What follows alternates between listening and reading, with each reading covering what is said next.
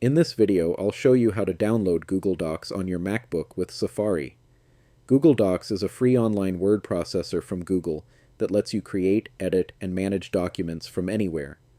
While there's no official MacBook app for Google Docs, you can still install it on your Mac and use it like a regular desktop app. To get started, open Safari on your MacBook and go to the Google Docs website.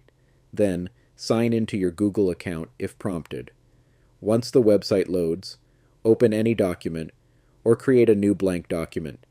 Next, move to the top menu bar, click on File, and then choose Add to Doc. A small pop-up window will appear where you can rename Google Docs if you'd like. After that, click Add.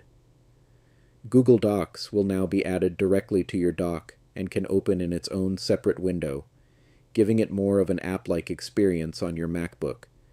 You can open it anytime from your dock, or by using Spotlight Search on your Mac. And that's it. That's how you can download Google Docs on your Mac.